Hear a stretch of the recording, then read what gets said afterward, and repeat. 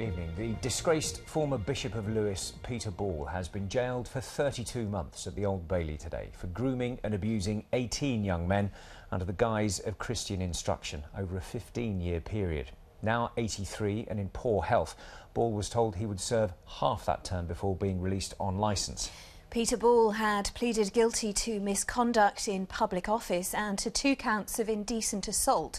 The court heard that he'd escaped justice in 1993 when 7 young men accused him of sex offences after he received support from cabinet ministers, the royal family, members of parliament, magistrates and a lord. Sarah Smith has our report. At last, after 20 years. "I'll always be very, very sorry," said Peter Ball as he entered the Old Bailey. But for his victims such as Cliff James, beaten and abused when as a trainee monk he stayed at Ball's Sussex home, it's what happened in the court which mattered. It feels like real resolution now. It feels such relief, it really does. Not just for me, but finding out about so many other people, and that I didn't know about, and for them too, it's like it feels over. For 15 years, Peter Ball abused those keen to enter the church who came to him as a bishop for guidance. The judge told him, "You chose to pervert their religious feelings and needs to your own base ends. It was a gross abuse of the imbalance of powers and authority between you and them." One young man, Neil Todd, did go to the police in the early 90s and several others bravely followed his example. But Ball got away with a caution. The investigating force, Gloucestershire Police, had been inundated with messages of support for the bishop, including from cabinet members and royalty. Prince Charles would later find him a cottage to live in. Neil Todd would commit suicide. 3 years ago, Sussex Police opened a new investigation. Getting a conviction was incredibly important to us, so that the multiple victims in this case have ultimately been believed for the abuse that they suffered at this highly manipulative man who has groomed people over a period of 15 years within Sussex. Another victim, Graham Sawyer, said he was put under terrible pressure. Since the Church of England knew that I was a principal witness in this, and they've sought in every way to discredit and destroy me, and that's been a very tough battle.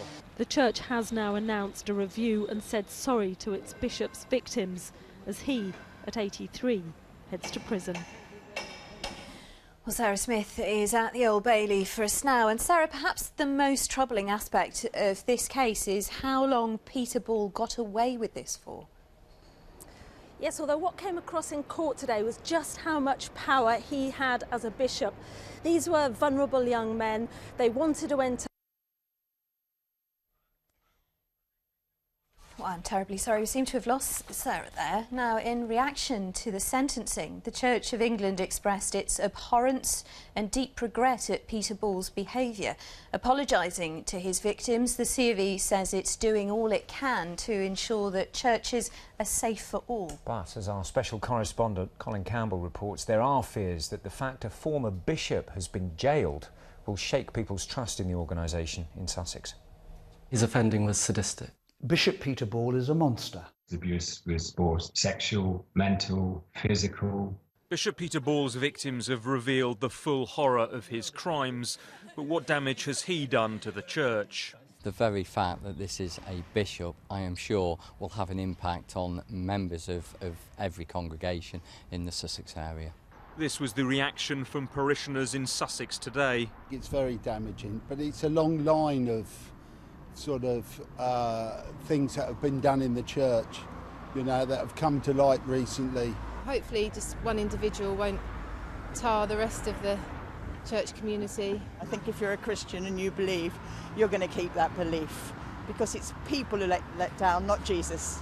The Church of England reacted today, describing Peter Ball's jailing as a matter of deep shame and regret, adding that it always takes allegations of abuse very seriously and has robust procedures and policies in place.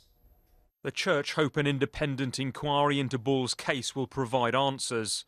The reason for holding a review is to determine whether or not there was a cover-up. We hear that concern, and that's why we want to get people in to look and say, was it cover-up? Was it mismanaged? Ball was allowed to continue to work as a priest even after admitting he had abused in 1993, but some believe the church is now a safer place. A number of churches need to restore confidence. I think the Diocese of Chichester, where the Bishop of Lewes crimes largely took place, woke up to this some years ago. The new Bishop of Chichester has instituted widespread reform. He's brought in experts on child protection. It's a strange thing to set up your own order. Why didn't you join an existing order? Like Jimmy Savile, Ball was an abuser hiding in plain sight. Tragically, the inaction surrounding his case has only served to compound victims' anguish. Well, our special correspondent Colin Campbell is in the studio with us now. Colin, a senior bishop has been jailed, trust in the church has been shaken, an independent inquiry announced. Can the church overcome this situation?